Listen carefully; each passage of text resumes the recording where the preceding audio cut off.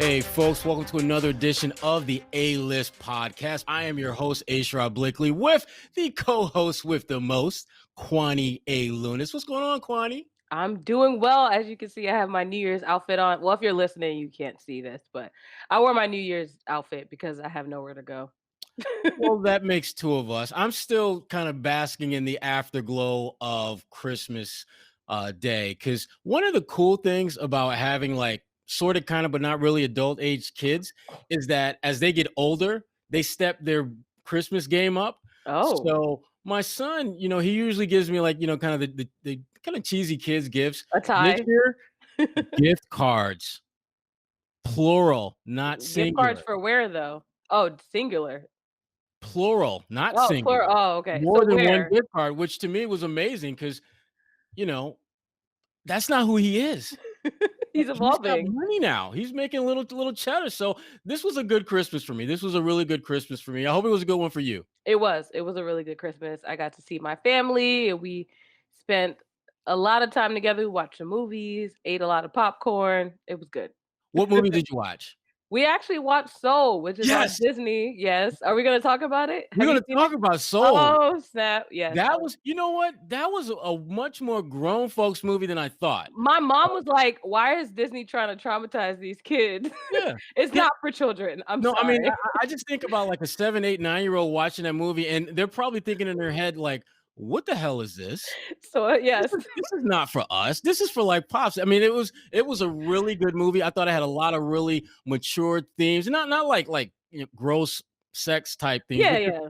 for a more mature Mature. mindset. Mhm. Yeah, they're talking about the great beyond, and they're talking about just Purpose. purpose and what drives you and whether whatever you think is your purpose may not Mm, necessarily be what you're called to do. And it, yeah. it got really deep, but it didn't really get deep. My son enjoyed the fact that they took a little dig at the New York Knicks in Oh there. my goodness, that was my favorite part of the movie. It was So hilarious. She's like, yeah, "I've been messing with this team for years." absolutely. And if anyone who has not seen that movie, you should check it out. I think it Definitely was do that. really, and looking at the reviews that people had who did see it, really positive. Cannot say the same thing for Wonder Woman 84. I didn't see it. What was it like? I saw Uh, I saw the Twitter review, so I wasn't really sold on it. you know what? In the spirit of ending 2020 on a positive note, I'm gonna say very little about it other than it's a movie, and I'm gonna leave it there. Yikes. If you want to see it, go ahead, knock yourself out. I will not be going down that road again with Okay. that particular movie. So I'm gonna leave it right there. But since we are on, the subject of 2020, Mm. uh, we're at the end of the road, as boys to men would say. And I'm just curious, Kwani, just what are some of when you look back at 2020 in the NBA? Obviously, the bubble that was a big part of really all of our NBA existence in 2020. And I've got some ideas on what I recollect from the bubble. What did you take away from the bubble? Like, what are some of your fondest memories of that period of time? From the bubble specifically or just the whole year? From the bubble, we're gonna get into the whole year, but just Okay. from the bubble specifically, though. Well, I mean, it goes without saying the Black Lives Matter movement, Mhm. it felt like showmanship of seeing the words on the court, but really the action and the words that came behind the players that were willing to essentially sit out a season, it looked like at least, Mhm. because they saw that the deaths of Eric Gardner and Breonna Taylor and George Floyd were worth them not playing basketball and really bringing light to a situation where Black people have been experiencing this for years, but we're just now seeing it because of the technology that we have, because of the cell phones that are able to be evidence for all of the things that are going on in this world. So I definitely admire that. I think a lot of times you hear that shut up and dribble or stick to sports mantra.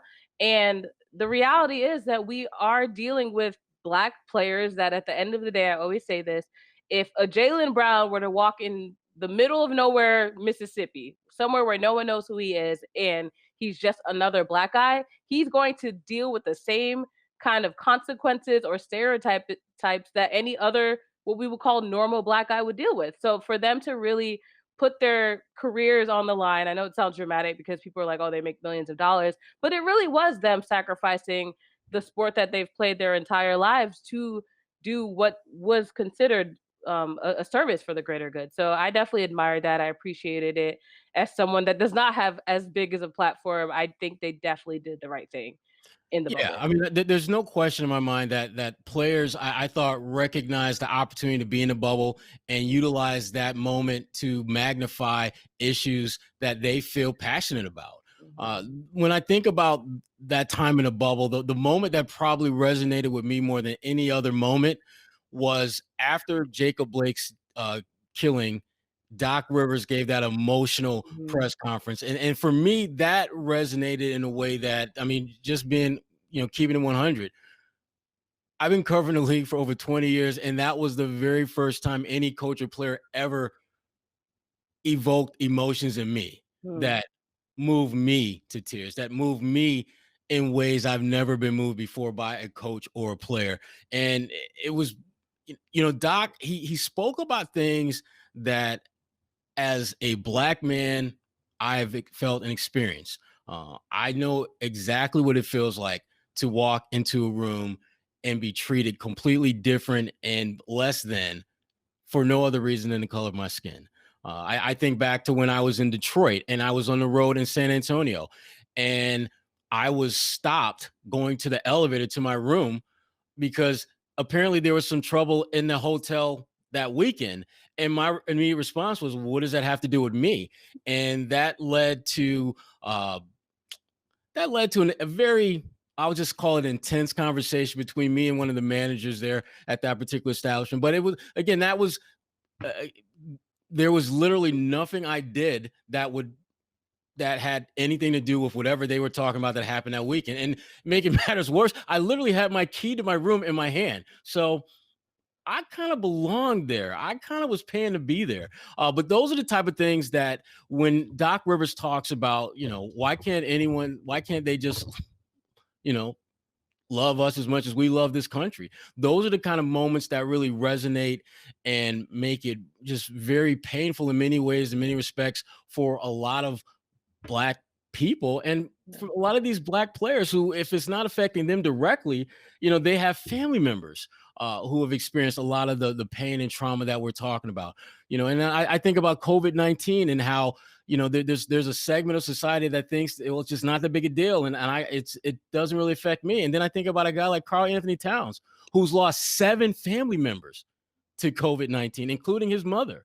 And again, this is, the bubble was, for me, it was a way of magnifying a lot of the societal ills and concerns that so many people have about this country. And I thought the players, for the most part, did a good job of making those issues front and center, even when they weren't on the front lines as they were with protests and things like that prior to going into the bubble. Um, but Absolutely. I think the yeah. best way to describe it really was that emotional roller coaster. You mentioned Carl Anthony Towns, and seeing that in the midst of this racial pandemic, as we call it, we see people losing family members. And even you saw all the people, even in Boston, where you saw Black people going out, white people going out to march in protest of racial injustice. And yet they're putting themselves at risk even more because of the pandemic that we've been dealing with for over 9 months. So there were just so many levels to it that really, like you said, would just evoke so much emotion every single day. Really wake up and like, oh, I have to deal with this again. Yeah, yeah, and when you think about just the NBA and thinking outside the bubble, again, the social justice issue would not go away. Right. I remember when the protests came to Boston, and Marcus Smart and his camp reached out to me, and Marcus and I are literally walking up and down for a good 20, 30 minutes, just having real, what I like to call grown ass conversations Yeah. about things that had nothing to do with jump shots or defensive stops or winning games, but about just winning over the minds and hearts of people that change has to come. And the one thing, and we both, kind of had that eureka moment when we're walking, was there must have been like maybe a 10-15 minute stretch when we're walking, and we just saw wave after wave after wave of white folks. And In Boston. in Boston. Yeah. To me, it reminded me of how, if you're going to have a movement of significance, you're going to need allies. And there's Yes. a distinction between allies and acquaintances. Now, acquaintances will support you, but they're going to support you from the cheap seats. They'll say, "Oh, you know what? We're behind you, way, way, way, way behind you." I'll put a And black square on Instagram, but that's the most I can do in this moment. exactly. But then you have, allies who are literally walking up and down the damn pavement with you, got the signs out, Right, making it known to anyone and everyone that they support this movement. right, And so it was both Marcus and I were just really startled by the significant number of non-black folks who were out there. And that for me, that was awesome to see because you never really know how that's going to play out. And again, there's the reputation that the city of Boston has when it right. comes to black folks. And for me, it was refreshing to see that that's a side of Boston that on a personal level, I've experienced. White people have been real cool to Sherrod in Boston from the jump. And so I can't speak firsthand experience to some of the issues, but don't get it twisted. I know they're out there. Right. I know black folks have issues in Boston, so I can't escape that. But as far as me personally, it has not been an issue. And seeing so many folks out and about at a moment when they could easily run and hide, they could easily just kind of stay in their own little part of the world and just leave it at that. To Right. see them out there protesting, making their voices heard, making their presence felt, that was really great to see. Absolutely. And before we continue our conversation, just want to quickly remind everyone, if you haven't already, please subscribe to our podcast. I asked for this for Christmas, but I'll take a late New Year's gift. Make sure you give us a review and tell your friends about it. Share the podcast with everybody that you know because that's what keeps us running. Absolutely. Listen, I have no shame in getting those after Christmas gifts. And Right. a Those 5-star are the best. review, those are the best. Oh my god. Because that's when the sales are on, right? Mhm.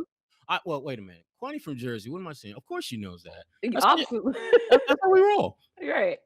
Well, listen, enough looking back at like 2020 and the bubble and outside the bubble. Let's look a little bit at this past weekend with the Celtics. And I mean, obviously, they lost two of the first three games, but the real question that kind of jumps out when I think about these first few games is just Jayson Tatum going forward, shot selection. I mean, you got the Milwaukee banker to beat the Bucks. You take a similar shot, not so much luck against Indianapolis. How do you feel about Jayson Tatum's just shot selection overall at this point? You definitely broke up. I'm so sorry.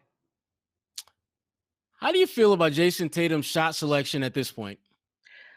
I will say I think this year watching him play, he's definitely stepped up, but overall, I know fans are expecting more from him. Maybe it's an unfair pressure because of his contract, but also because he's already been this selected next Hmm. child or king of Boston. But Hmm. at the same, I'm not disappointed in him. I think it's still early. I think people definitely love to overreact at the beginning of the season. We're only 3 games into the season right now, Hmm. so I'm not ready to just count them out or count him out or just say like the season's over. But definitely, I would love to see more of a diverse shot selection from him. Obviously, Jaylen has to contribute as well. I think it's a all around effort that again everyone's willing to put the blame or either Brad or Tatum, but it's like it's a team effort. At the end of the day, multiple players contribute. Let's stop putting it all on one person. Kwani, I wanted to ask you a little bit about Jaylen and just, we talked about Tatum earlier about how, his shot selection, things like that. But Right. the one thing about Jaylen is that, he's gotten better every year he's been in the league, and he's shown the ability that he could potentially take it to another level. But what we've Absolutely. seen early on is down the stretch, it's kind of like the Jayson Tatum show, which Right. is understandable because of who he is. But should we be seeing a little bit more of Jaylen in that go-to guy role down the stretch than Tatum, or are you cool how things are now? I've always been conflicted about this question because it always bothered me that it felt like everyone wanted to pit them against each other. And I don't necessarily mean that in a negative way where it's like, oh, well, if you have one, you can't have the other. But even this year, like I mentioned, it seems as though everyone's like, oh, Tatum's the man. He has to step up. He Right. has to make those clutch plays. But I mean, Jalen's been here a year longer, a season longer. Why are you guys just dismissing the fact that he has improved over the last few years. Right now, he's averaging 26 points a game. It's not like he's just sitting here not doing anything. So why not have that dual J moment where you can have both of them, you can rely on both of them, and it doesn't have to just be one. I get, yes, the contract. People have to work for what they're getting paid worth, but at the same time, I would love to just see them. There are days when even last season, the season before, we one day Jalen's hot, day Tatum's hot. I think we can exist in a world where both of them can either they can coexist on a game day, or one is better, so to speak, on a given night, and they're just contributing the way they should.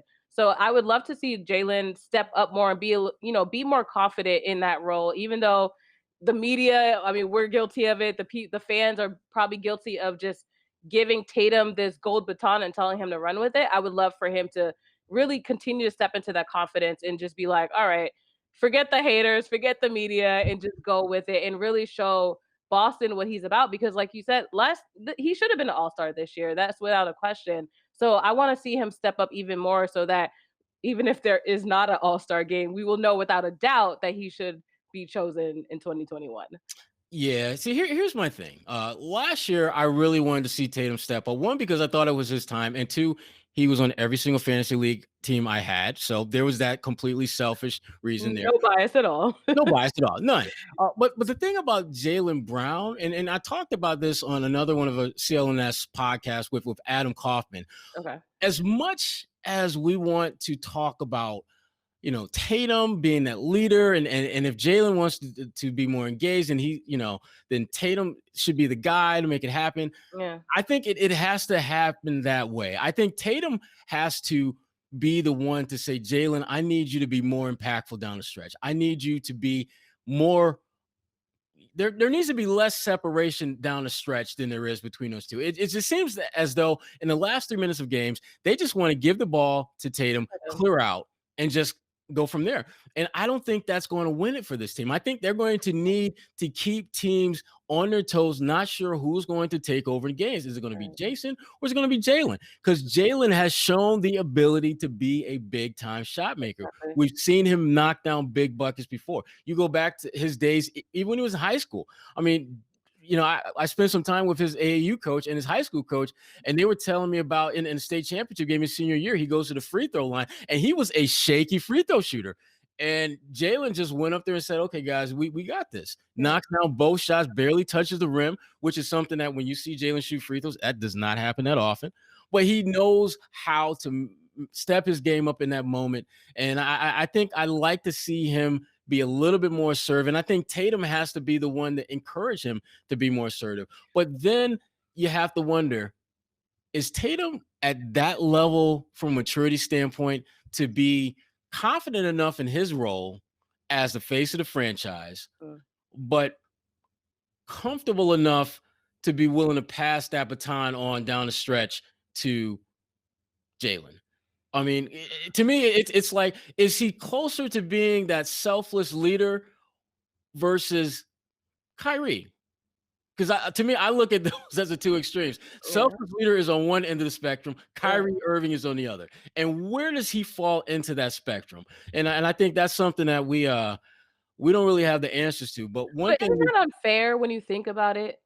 On multiple levels. Like you said, if you're expecting Tatum to be this leader, then does he have to be that leader unapologetically without giving, in your example, Jaylen any kind of leeway to step in? Or is it the sense where you even look at Jaylen? So, like, how do you feel motivated to play when you already know that everyone's looking to this one guy to be that guy, even though you know you have the potential or capability of also being that guy? Like, I see, looking at from both of their perspective, it's complicated because it's like, yes, they're still young, but yes, they're also both expected to be leaders. But it's like you said, how do I not step on the toes of this other guy that's supposed to be a leader as well? Like, I just, me from that selfish mentality, I'm just like, I don't know how I could step into that role knowing that I'm always going to be seen as second best, even though we could be equally as good in other, like, alternative world. Right. Well, the one person who can simplify that process a little bit for them is Brad Stevens. Absolutely. That's his job, And not mine. I don't get paid enough to be thinking like this and anyway. and and, and you know, the thing about Brad Stevens is that, we're coming up what, year 7, 8 for him here, and he's done, and I think we talked about this earlier in one of our earlier episodes, but he's done a great job of building a winning culture. I'm still not convinced it's a championship winning culture, and it has nothing to do with the fact that they haven't won a championship, and everything to do with the fact that teams that win championships typically have there's a certain there's a certain level of elevating that they do with their players, a certain coaching up, if you will, that they do with their players that gets them over that proverbial hump. And it Absolutely. seems that every time this team has had the talent to get over the hump, they don't. I mean, Brad should have been to at least one and probably two NBA finals at this point in his career, and doesn't Absolutely. have any. And you have to wonder, at what point will Celtics Nation get restless? I think that point is now. I think they're at that point where they're like, we like Brad and we think he's a great coach, but I think that there are far more people who are questioning whether he's a championship winning coach Right. than there has ever been. And I'm just curious, what are your thoughts on Brad Stevens? Because I think he's a very good coach, but I'm of the mindset that he still has a lot to prove in order to be talked about as a great one. I agree with that. I think, like you mentioned, everyone looks at the numbers and they're like, okay, on paper, his win percentage goes up every season for the most part for the Celtics, and that's a good trend. You want to always be trending upwards, but at the same time, to your point, you look at last season. I mean, obviously, the bubble season I think is the Mhm. biggest example where fans are like, all right, why didn't we not make it to the NBA Finals? They should have definitely, without a doubt. Everyone that you talk to in the NBA thinks that the Celtics should have been in that game. So it's like, is that a coaching issue? Was it him or was it just the players being burned out? Mhm. Like it comes down to knowing what exactly is going on, I think, in the locker room essentially, because like, all right, you don't want to necessarily blame the coaches, and the good coaches are always gonna blame themselves anyway. I Right. could have done better, we could have done better. So I don't necessarily want to put blame on him. I think it's definitely always a group effort, in my opinion. But at the same time, you do have to wonder, all right, this season they've already set the standard of what they are supposed to look like, especially in the East. So this season, I think, is kind of one of those years where you just have no choice but to succeed, and you have to go to the NBA Finals this year, without a doubt. Well, well, as you mentioned, Kwani, you don't want to put any blame on Brad. Yeah, Okay. But I want to play a game anyway that may put some blame on Brad, regardless. tell Uh, me about the game. let's play a game we'll just call it pick and roll. You Sounds now familiar. Tatum, Jaylen Brown, Brad Stevens. You got to pick one of the three. Now, you can either roll with them as being the key to get this team turned around, or Yikes. roll with them as the key to this team not being where it should be. Who you got and how you gonna roll? This is a tricky one. And I love being that person that everybody likes. This is such a hard one. Exactly. And But I don't have a problem being I know. Darth Vader. I But love Darth Vader, one of my favorite characters of all time. But you know what? Imma do a plot twist, and I'm gonna pick on Jalen because Ooh. yeah, you didn't expect that one. Because obviously the standard has already been set for Tatum. I think he has, again, in the small sample size that we have, he's proven that he can do it. But I want Jalen to step up to the Tatum level. Like whether people are calling him the leader or the franchise face, whatever the case may be, I personally don't want to see the Tatum's the godsend. I want to see both of them on an equal scale because I think they both have the potential to lead this team to what they should be. Kemba Walker said it himself. He talks about how it's an honor to play with those two. If we're going to talk about how talented those two players are, I want to see both of them playing on the same level, get day in and day out. Whether again, maybe one will step up one night, one the other. We've had games where they're both dropping 30 and you're like, what is going on here? So I want to see that on a consistent level. Again, obviously the coaching and Tatum do play a role into that cohesive unit, but I think if Jalen steps up, blocks out the noise, and really continues to tap in and get in his bag, so to speak, I don't know. I think that he can help lead this team to where they need to be as well.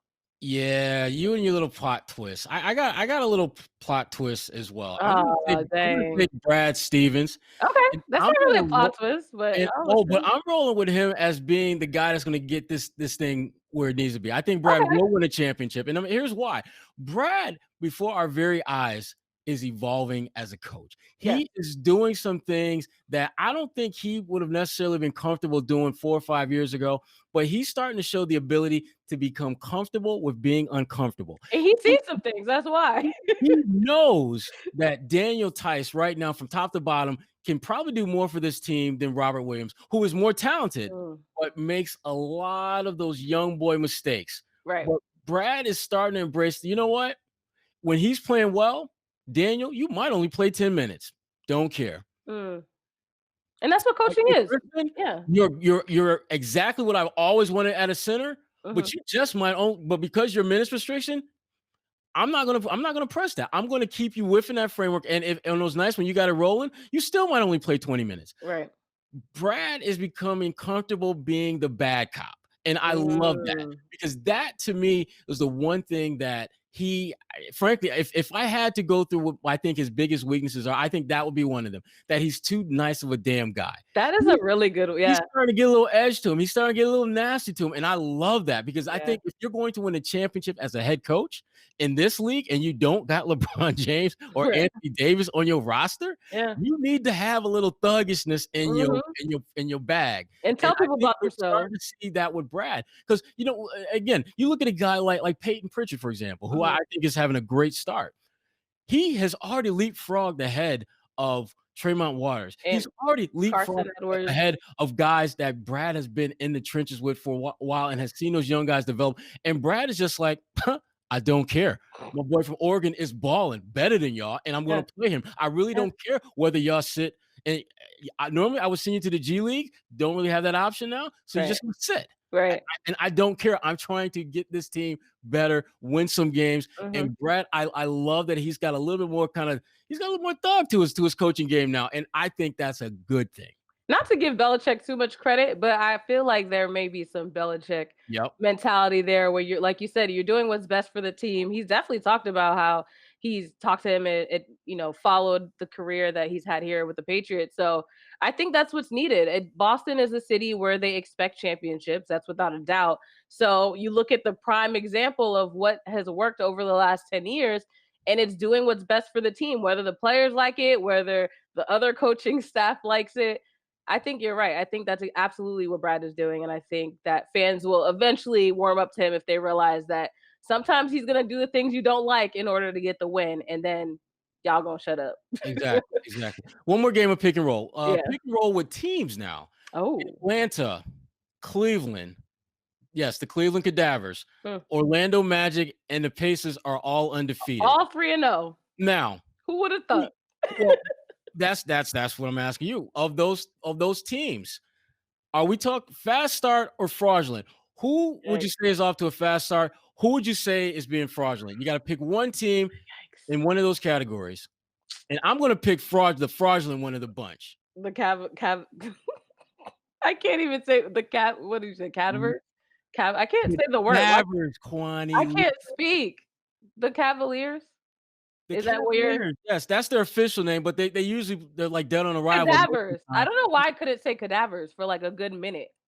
I don't know. I don't know what's going on. As much as Syracuse be killing BC, I would think that you would understand that with the See, word. we're not gonna go here right now because the Eagles are the ones that usually eat the cadavers. Eagles fly higher than Pigeons, the whatever BC fruit you pigeons. are. We're not gonna do this right now. We're not gonna do this. We're gonna get back to basketball. Who you got? Cavs. Why not? Because they're I don't know. I'm not gonna believe them until I see them in the Eastern Conference Finals. You know what? My fraudulent team of this bunch, and you'll be surprised about this, is the Orlando Magic. Really? Well, here's the problem I got with Orlando. They're undefeated. Two of their wins have come against the Washington Wizards. I can't Not with you. Wizards, Wizards. These new NBA There are no teams. There's no W's in Washington. There should or Washington. So So Orlando, I can't buy you as being a legitimate contender until you actually beat A someone that's legitimate they team? beat Miami Heat. Now give them credit. They Okay. beat Miami Heat. I give them that. But Okay. the majority of your wins have been against one of the worst franchises in the NBA. I can't buy you. The team that I am buying chips all in, and I would Indy? absolutely no, Atlanta Oh, Hawks. And okay. here's why. That makes sense though. Indiana, I think, is a better team. Yeah. Indiana, to me, it looks like there's a clear glass ceiling to how good they're going to be. When Mm, I look at Sabonis, I think he's as about as good as he's going to be. Miles Turner is having a great start to the season. He's going to yeah. fizzle at some point because that's what Miles Turner does. And Oladipo is a great player, or let me put this in past tense, was a great player. I really don't know what I'm going to get when he's back there healthy. I'll look down in the ATL. They balling. They have the highest scoring team. They're the highest scoring team in the NBA right now. They've got Trey Young doing what I thought he Mhm, could never do, and that is be an efficient scorer. mm, You've got Clint Capella, who gives you that rim runner that you want. You got John Collins, who I think will be an all-star this year. And you start going down the pecking order of young guys that they got that are starting to step up. They have a tremendous window of opportunity to get better, and I think they will as the season progresses. That's why of all those teams, the one that I would not want to see in the playoffs is Atlanta Hawks, because I think they're going to be a really, really good team when all said. mm. Book it. Bet So online, AG. I'm gonna go put that in now. I'm Can I just put that in saying, early? I'm just saying. But I will say this though about Cleveland. As much as I crap on Cleveland, I've done this for a long time. We all have. I mean, who hasn't? Since They're LeBron real left. easy in that regard. Yeah. I do give them props for what some of their guys are doing off the court, and I'm thinking Yes. specifically about Kevin Love. Mhm. And just how he's paying the wages for arena folks.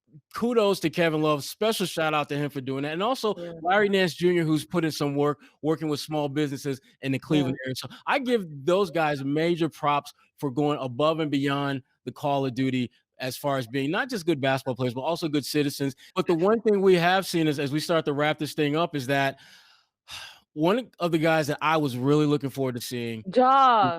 Yes, you know where I'm going with this. Oh my gosh. When look, when he was in the wheelchair Yeah. the other night, I didn't have Paul Pierce flashbacks because Paul Pierce I knew was going to be okay. Yes. I absolutely knew that Paul. I wasn't sure if he'd come I back in feel that bad game. laughing, but it's like now that we all know what we know, we can Yeah, laugh. yeah. But John looked like he was in serious pain. Yes, And absolutely. the fortunate news is that there was no fracture when they did Mhm. the MRI, but Yes. I think it's highly unlikely. I don't know if they ruled him out yet, but In a wheelchair. I Like, can't see him playing in Boston. And really, to be no. candid with you, that might be a good thing for him because last time he was in Boston, he had 2 points more than you and I combined. Yeah. And that's never a good thing when Yeah. you are the rookie of the year. So this may be a blessing in disguise for him to not have to deal with playing in Boston. If in fact he's out, which I don't think he'll play. But he was having a good 2-game season, He which is was. so frustrating to watch when you see, all right, this season may have been his, and then injuries. Injuries always put a damper on the NBA, and I definitely hate to see it. I hope he recovers very speedily because we want to see him on the court, whether he's a rival or not.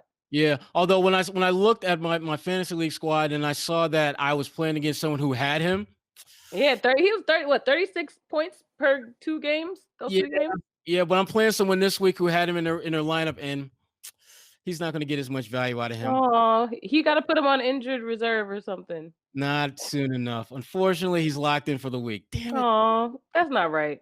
But Who's your commissioner? I tell you what, though, fans need to be locked in to the A-list podcast. That's true. And also, Quan, it's this is what we do, but there's other stuff that goes on with us as far as putting together content and Mhm. some of the stuff you've done on NBC 10. Now you've had a couple of interviews recently that were pretty interesting, I'd say. Talk a little about those. They were, and as we watch again, the movie Soul just goes back to your purpose. You don't have to just be a one-dimensional person. You could just be doing a whole bunch of stuff. We need to get the ad folks on getting us a deal for Soul I and get a but cut. actually, Disney, The I hell out might of them. that might be a conflict. I'm sorry, NBC, forgive me. But right now for NBC 10 Boston, I am well, we actually already published this, but I'm Haitian American, and every year on January 1st is Haitian Independence Day. And there's a soup that we drink on a regular basis. I won't go into detail because I want you to go and watch the video so you can get a little more background. But I actually went to a restaurant in the Somerville area called Highland Cuisine to do a story about the soup because I wanted to just highlight why the soup is so important to us, what is the meaning behind the soup. We go there, we talk to the owner of the restaurant. This man survived COVID. He was in the hospital for weeks. His family thought he was dead. Literally, there were rumors spreading all over, not even just the US and Haiti, that he was dead. So it was definitely an uplifting story. It showed how important family is to a lot of cultures, and obviously January 1st we'll be celebrating with the soup, but the story of soup brought us all together when we're thinking about just how precious life is. So definitely check that out. It's on the NBC 10 Boston Instagram page. It's on NBC10Boston.com. If you follow me on Twitter, Kwani A Lunis, you'll find it all over my page as well.